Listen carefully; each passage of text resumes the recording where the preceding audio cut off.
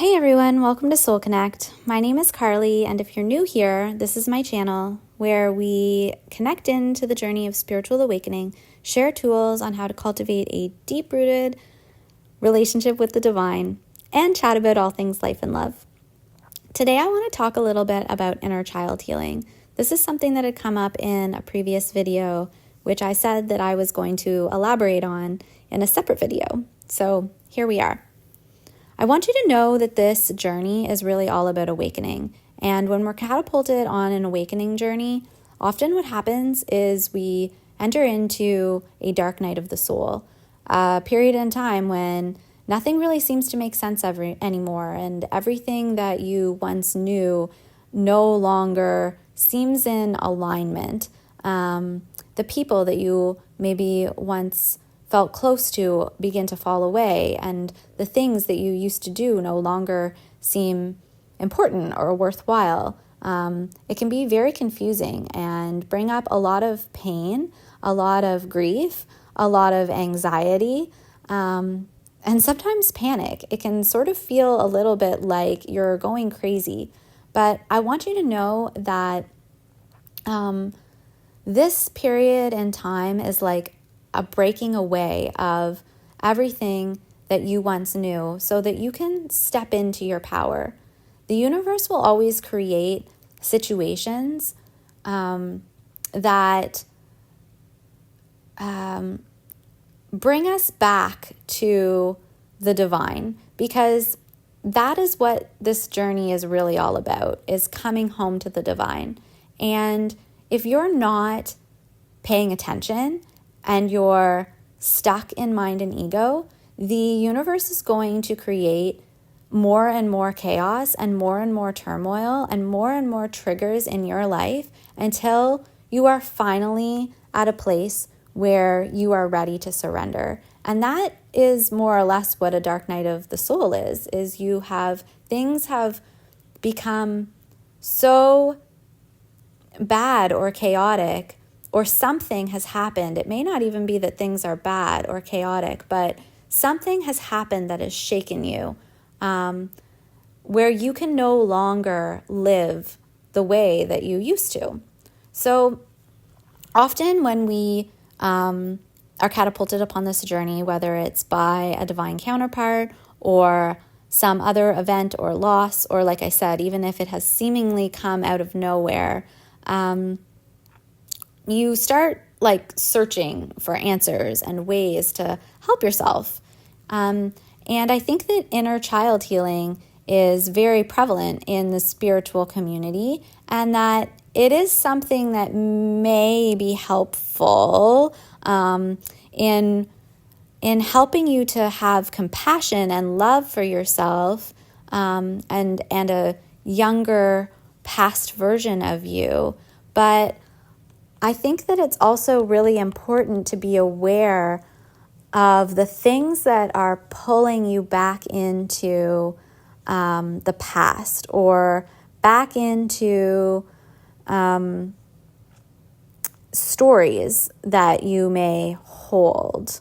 So as a collective, we hold wounds of abandonment and unworthiness, and these wounds may live within families for generations, being unconsciously passed down from one to the next. Or perhaps these are wounds that were created in your childhood as some form of trauma or loss that you suffered.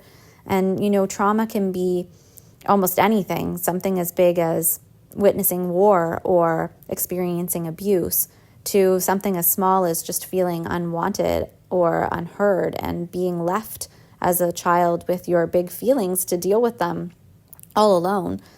These wounds live within our genetic makeup and within our minds and the stories of who we are. So we carry them with us every day, either consciously, but more often unconsciously. And they shape our current reality unless something changes, unless something happens that shakes us and begins to bring light to this discomfort and our disconnect.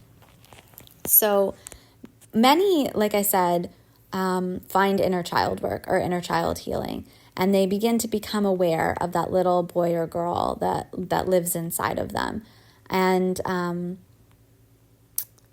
you can meditate for sure on your inner child, and you can meet him or her and hold them.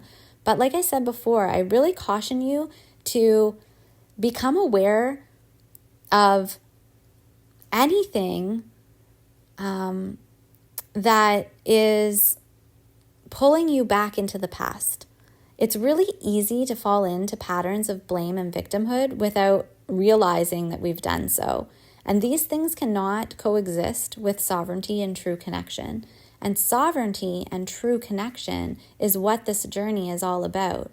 We long for true connection outside of us with the people that we love, with our divine counterpart, but we cannot cultivate that in our 3D reality until we first have it within. And that starts with stepping into your own power and your own sovereignty and cultivating a connection with the divine. It is true that as a child you were once powerless to the things that happened, powerless to your environment and to the people who cared for you. And I'm not downplaying your past or the things that have happened to you, but you're here today. The past really only exists in your mind. The future only really exists in your mind.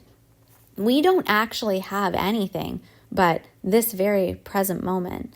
And in this very present moment, you are grown and you are no longer at the mercy of others, no matter how hard you believe that you are.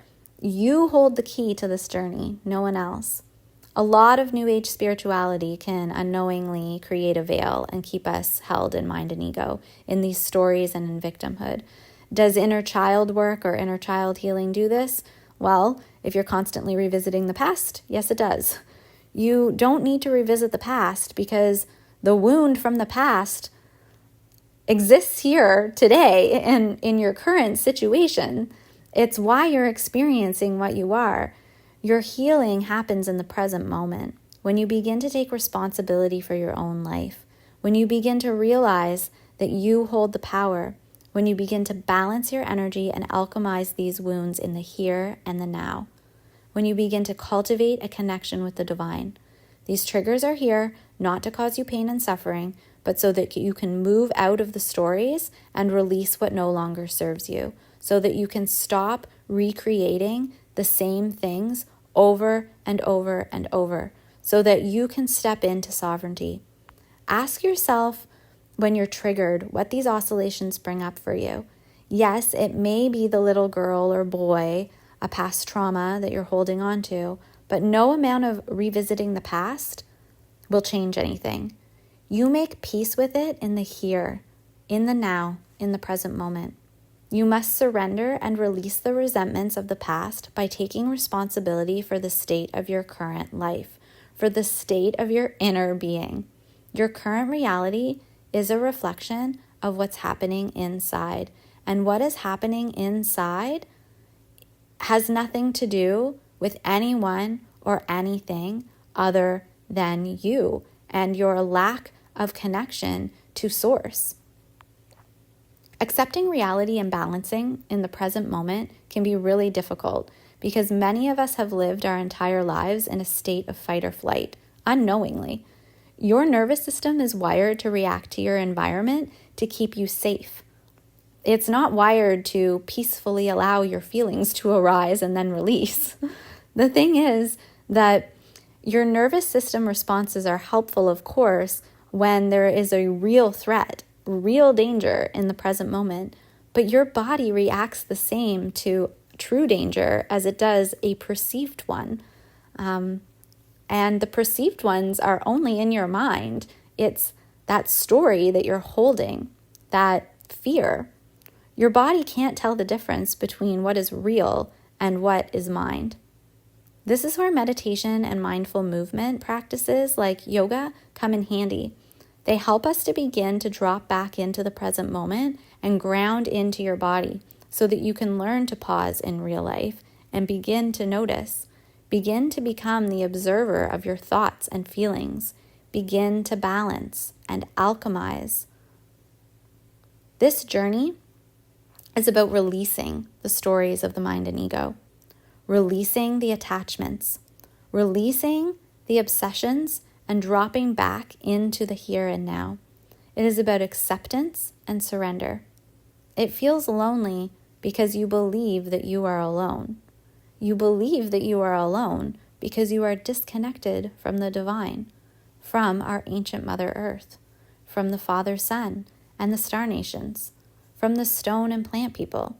You are disconnected from God because you have been conditioned to believe that your mind is all that there is. This journey is actually about consciousness. It is about cultivating a connection with your Creator, a power greater than yourself. But to do so, you must be willing to let go of everything you once knew. Begin to become aware of the things that you are doing that are pulling you back into the stories, that are pulling you back into your mind, that are giving your power away to some external force. All of the power already exists within you. The divine is already within you. And this is what inner union is really all about. If you need more help and support on your journey, I hope that you'll like this video and subscribe to my channel. My website is also there for soul coaching support if this topic or others are something that you would like to dive into deeper one-on-one. Much love, friends.